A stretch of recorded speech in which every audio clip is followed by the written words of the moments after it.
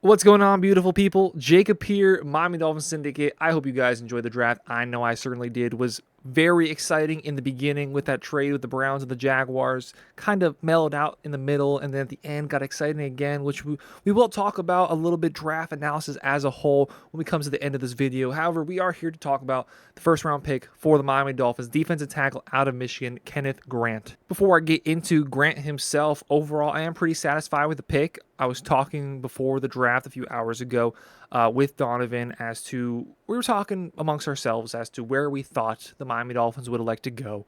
And pretty much unanimously, now he had his preference, but we were definitely looking at the Dolphins as they got to go somewhere on the line of scrimmage, whether that be the offensive side of the ball, the defensive side of the ball, and specifically through the middle, where the Dolphins really struggled in the run game last year, both on offense and defense. Getting our running game going between the tackles was certainly hit or miss for the Dolphins last year. And then on the other side of the ball, teams were really just able to run down our throats, especially in the fourth quarter. We saw some games lost because the Dolphins were not able to contain the running game as the other team ultimately bled the clock out. Kenneth Grant comes in and he's going to be a day one starter at the Dolphins' weakest position, with only 2 or 3 guys coming back from last year on the team. I believe not just coming back from last year, but even through free agency, the Dolphins did not add a lot of help in that area. So it was pretty obvious that this is a position of need, a position where around pick 13, you're likely going to have to go here on either side of the ball, talking about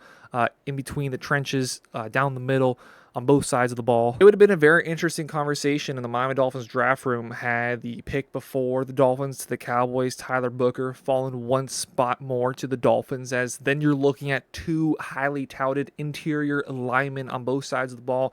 And really, you couldn't have gone wrong there. Now, Donovan was very upset at the choice by the Cowboys there, taking Booker, as that was his man. I didn't come into this draft necessarily looking at the Dolphins like, you have to draft this guy.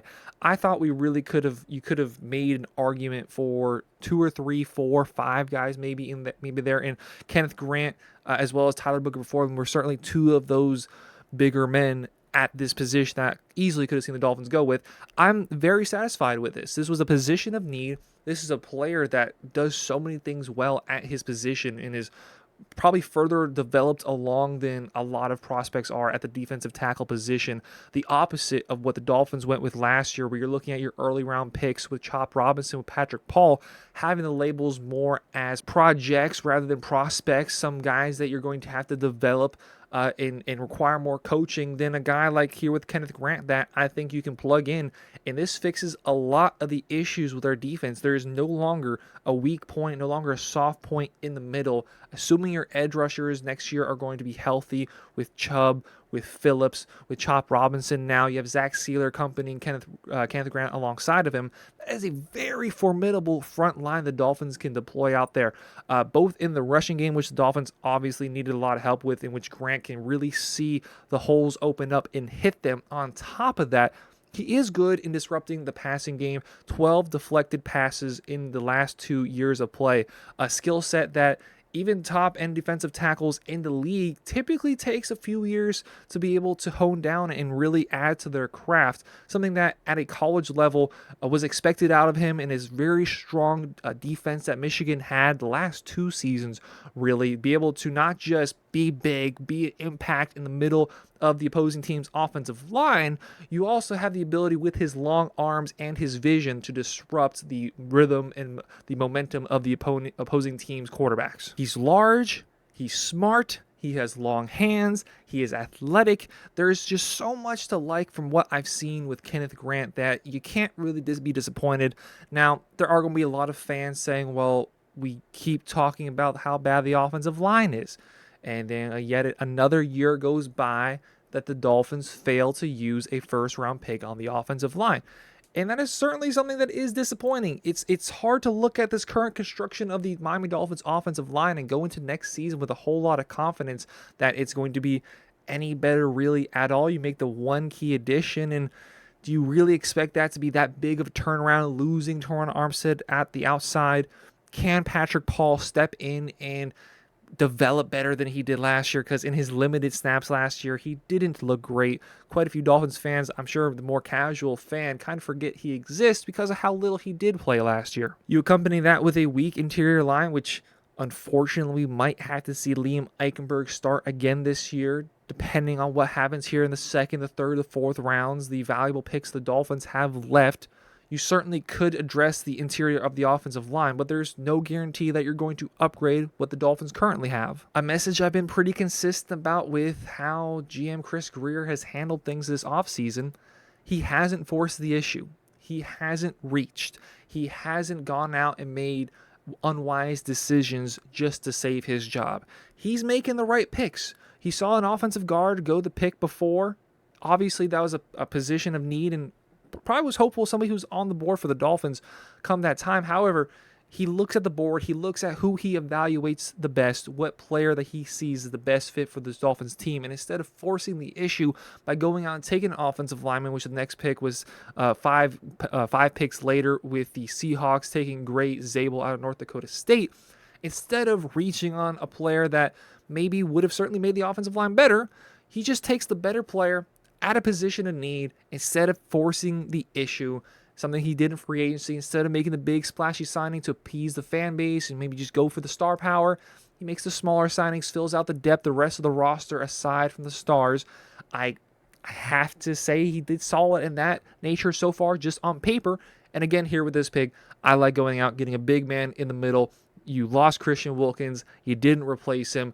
Now you just did. And now let's yap a little bit about everything else that happened, because there were certainly at least two very notable picks. So obviously 101, Cam Ward, Tennessee Titans, was the worst kept secret in the entire league. I mean, he said Treylon Burks is a top 4 receiver. What person with a logical mind outside of somebody who thinks they could be a Tennessee Titan would say something like that?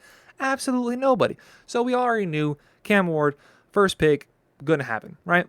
At 2, pretty much all the murmurs up until yesterday were that Travis Hunter pretty much a guaranteed lock to go to the Browns. Everything it was written in pencil, wasn't quite written in pen.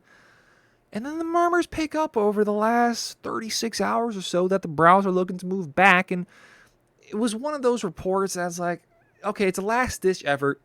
If you got something good, let it be known now, or we're taking a generational prospect in Travis Hunter. And that's exactly what the Jacksonville Jaguars did. In totality, the Browns moved down 3 spots, received pick 5, received pick 36, received pick in the 4th round 126, and a 2026 first-round pick. Jags got back the number 2 overall pick, which ended up being Travis Hunter. 4th round pick 104, and the pick 200 in the 6th round. That is a lot to move up 3 spots. The Browns then still was able to get a really good player in this draft, somebody they clearly really liked. But if you're the Jacksonville Jaguars, yes, generational talent Travis Hunter 100% is. You've got some issues to fix on this team that it's not. You can almost say that he's 2 players, but this is not a situation where one guy is going to change the course of your franchise. We kind of got a hint that they were looking along this lines of going out and getting a superstar, as it looked hammered in that they were going to be taking Ashton Jeanty at the 5th pick. All the rumors was that over the last 3 days, Jeanty became the betting odds favorite to go to the Jaguars. Instead, he goes the very next pick and is going to be a workhorse from day one. If you got your dynasty drafts coming up here soon, easiest 101 that you'll have, just about Ashton Jeanty going there. Ted McMillan, first receiver off the board, Carolina Panthers. I like it for Bryce Young. I still don't know how good of a quarterback he is. He had a great end of his season last year. So there's clear steps and there's a clear plan in place by Dave Canales to get the best out of him last year. First things first, let's build the offensive line. Let's commit to our running back. Let's go out and draft another running back. So they really tried to get the easy yardage, try to open up the passing game by getting the interior of the line fixed with Dolphins formerly owned Robert Hunt. You then draft Jonathan Brooks, and it's obviously unfortunate what happened with him, but Chuba Hubbard has really been a godsend for that offense. So you have the interior of the line fixed, you have the running game you thought you had to fix, and then a knee popped off. But now you get the perimeter game with Ted McMillan, somebody who very, very well looks like he has a Drake London potential, a Drake London build, down the field, jump ball.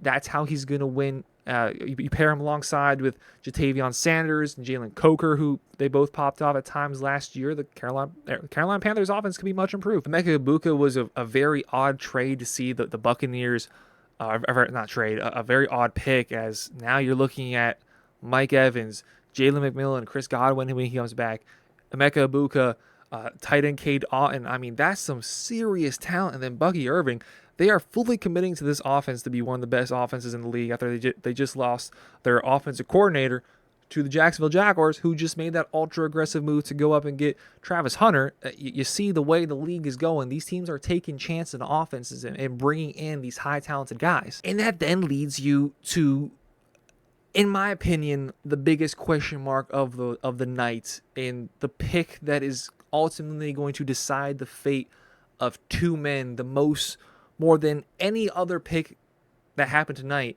The Giants trading back up into the first round, and to not take Shedeur Sanders, who for so much of this offseason, all the rumors were Shedeur Sanders going in the first round. The Giants maybe even trading up a pick to get the second pick in the draft to then go get Shedeur Sanders to jump over the Browns from getting Shedeur Sanders. And then things seemingly fell apart for Shedeur Sanders. The interview process didn't go great.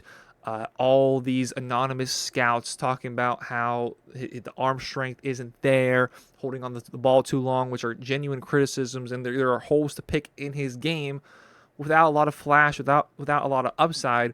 You're coming in already lesser of an athlete than maybe some of these other quarterbacks are, and then what you do in the pocket comes into question. Again, holding on to the ball too long, the big arm isn't there.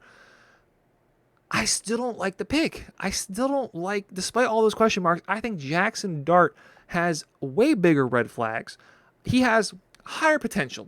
And there's going to be so many quarterbacks that get drafted for the next 10 years on the idea of potential. Oh, this could be Josh Allen, a guy that went to a smaller school. Obviously, Jackson Dart didn't do that, but went to a smaller school. You know, you can see why he didn't perform as well as he could have. The excuses start rolling in because the tape pops, the arm pops, the athleticism pops. Jackson Dart looks good. His great plays are great, but we have seen this man mentally crumble in multiple games. I'm a Gators fan. Watching that Ole Miss Gators game, he crumbled hard. 2 interceptions within the last 2 minutes, I believe. Seeing ghosts out there, was completely rattled in a do-or-die game for that Ole Miss team. He is now thrusted into a situation where maybe he doesn't have to start from day one. Russell Wilson is going to be the day one starter. That is what's going to save the immediate future for head coach and GM there over in New York. But theoretically, that's the long-term answer there. Jackson Dart, and I don't know if the guys that drafted him are going to be around long enough to see the process carried out and see the development that they see in him. So this time next year, he could be on his second head coach, second GM, guys that did not use draft capital to draft him, and what could be a promising career if he's allowed to develop could then completely flip on its head if you have to go through that cycle of head coaches and GMs and never settle in offense and the new guys don't commit to you. I think it's a really wonky situation for Jackson Dart, as well as if you're the Giants. You got Russell Wilson. That he is certainly safe for now. I think Shedeur Sanders, if you're the Giants, I think that's an easier miss to take because we have seen him perform at a high level. We have seen the poise. Jackson Dart has had so many flashy moments, but I haven't seen him put together the type of I don't know what the right way to word this is. If you've watched enough of him, you can probably read my mind what I'm trying to say. When it comes down to crunch situations, when you have to put your money on the line, I have seen him falter more than I have seen him improve on his surroundings. I've seen him not live up to the moment. I've not seen him elevate those around him. I have seen him crumble. So I don't like that pick.